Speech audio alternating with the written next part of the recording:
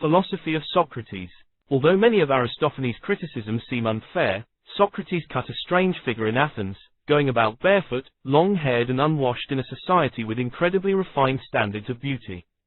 It didn't help that he was by all accounts physically ugly, with an upturned nose and bulging eyes. Despite his intellect and connections, he rejected the sort of fame and power that Athenians were expected to strive for. His lifestyle, and eventually his death, embodied his spirit of questioning every assumption about virtue, wisdom and the good life.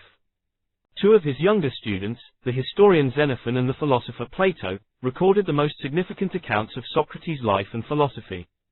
For both, the Socrates that appears bears the mark of the writer. Thus, Xenophon's Socrates is more straightforward, willing to offer advice rather than simply asking more questions.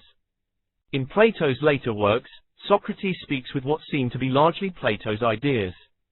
In the earliest of Plato's dialogues, considered by historians to be the most accurate portrayal, Socrates rarely reveals any opinions of his own as he brilliantly helps his interlocutors dissect their thoughts and motives in Socratic dialogue, a form of literature in which two or more characters, in this case, one of them Socrates, discuss moral and philosophical issues. One of the greatest paradoxes that Socrates helped his students explore was whether weakness of will, doing wrong when you genuinely knew what was right, ever truly existed. He seemed to think otherwise.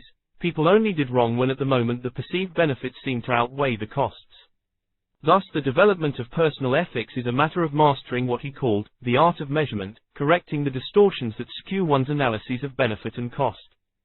Socrates was also deeply interested in understanding the limits of human knowledge. When he was told that the oracle at Delphi had declared that he was the wisest man in Athens, Socrates balked until he realized that, although he knew nothing, he was, unlike his fellow citizens, keenly aware of his own ignorance.